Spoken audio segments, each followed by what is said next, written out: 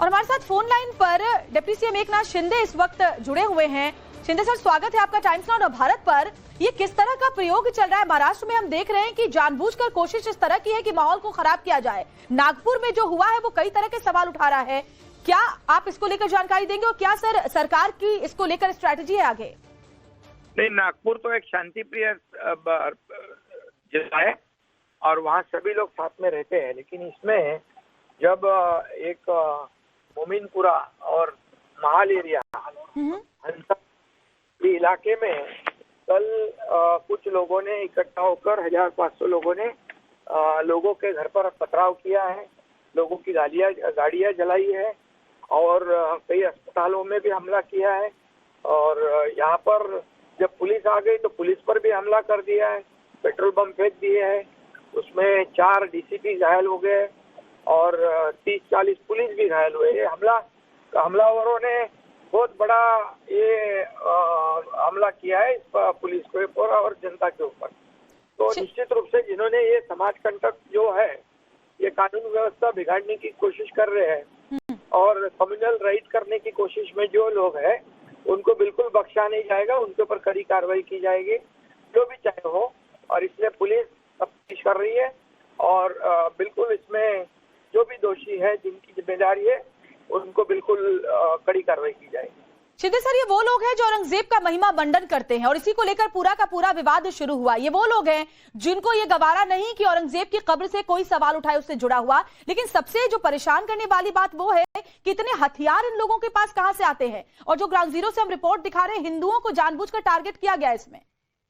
इसमें हिंदू बस्ती को टारगेट किया है, साथ में पुलिस को भी टारगेट किया है। पुलिस के ऊपर तो हथियारों से, कुल्हाड़ी से हमला किया है।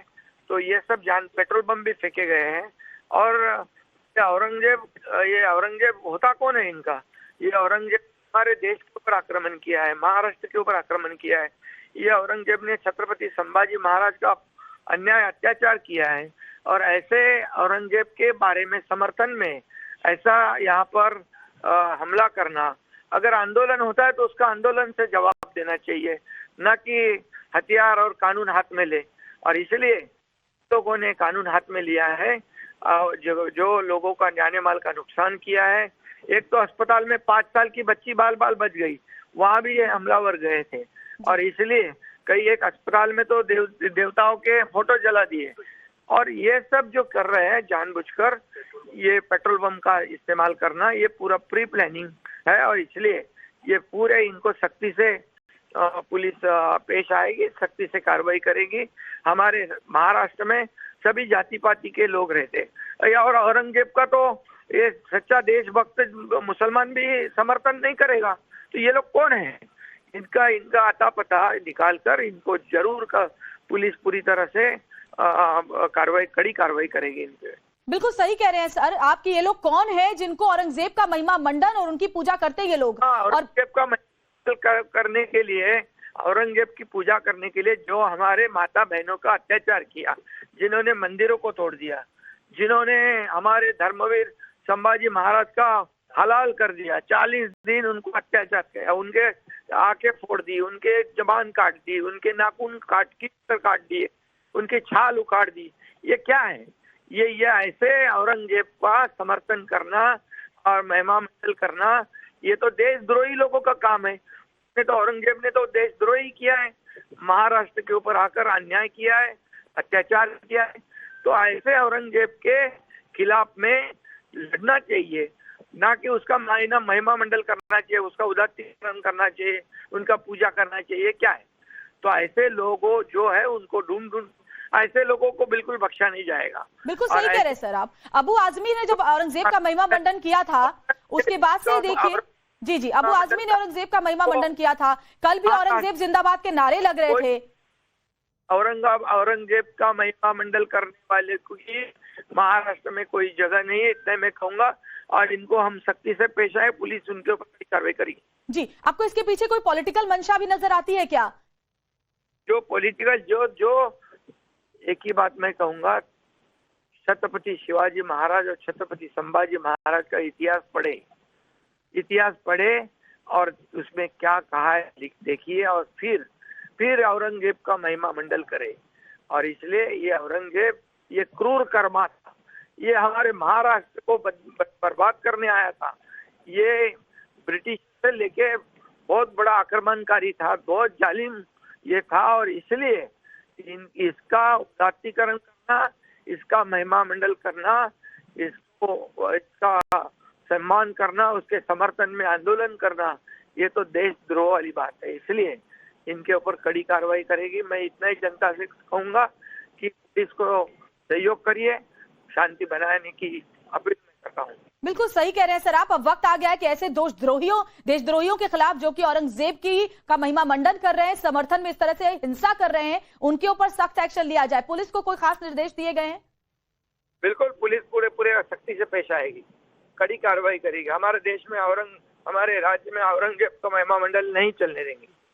जी, बहुत बहुत शुक्रिया सर हमसे बात करने के लिए। तो महाराष्ट्र के डिप्टी सीएम एकनाथ शिंदे को आप सुन रहे थे, वो साफ साफ कह रहे थे कि ये वो लोग हैं जो सीधे सीधे देशद्रोही हैं, जो औरंगजेब के समर्थन में ऐसी हिंसा पर उतारू हो जाते हैं, उनको सख्त कार्रवाई का सामना करना पड़ेगा। पुलिस को इसको लेकर निर्देश भी जारी कर दिए गए हैं और जानबूझकर ऐसी हिंसा की गई, ये भी कहा उन्होंने कि खासतौर पर हिंदू समुदाय को टारगेट किया गया। 5 साल की बच्ची बाल बच गई जो कि अस्पताल में भर्ती थी। तो जरा सोचिए ये कैसे लोग हैं जो कि छोटी छोटी बच्चों पर, बुजुर्गों पर भी हमला कर रहे हैं सिर्फ इसलिए कि उन्हें औरंगजेब का समर्थन करना है। उन्हें ये बात नागवार गुजर रही है कि औरंगजेब के विरोध में प्रदर्शन किया गया बीएचपी की तरफ से। और जो ग्राउंड जीरो से रिपोर्ट हमने आपको दिखाए वो साफ बताते हैं कि हिंदू समुदायों के घरों पर, उनके प्रतिष्ठानों पर यह हमला किया गया। और डिप्टी सीएम ने साफ साफ कहा कि हिंसा करने वाले देशद्रोही हैं और उसी के आधार पर इनके ऊपर कार्रवाई होगी।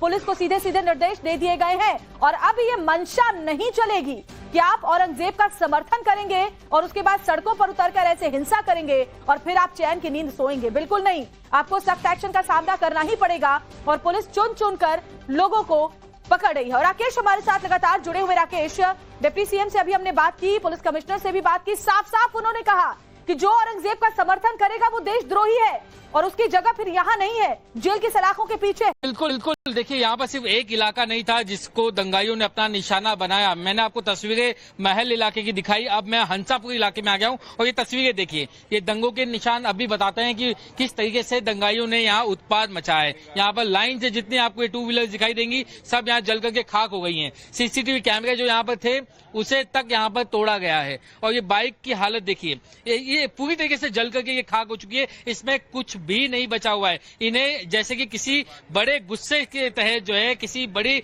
काफी बड़ी रंजिश होगी मन में, उसके बाद इसे जलाया गया होगा, ऐसा नजर आता है। मेरे साथ यहाँ पर एक पीड़ित भी है जिनकी बाइक जो है वो इस हिंसा में नजर आता है। मेरे साथ यहाँ पर एक पीड़ित भी है जिनकी बाइक जो है वो इस हिंसा में जल गई। मैं आपसे जानना चाहूंगा आपका कितना नुकसान हुआ, कौन लोग थे, ये कब आए थे, क्या कुछ हुआ?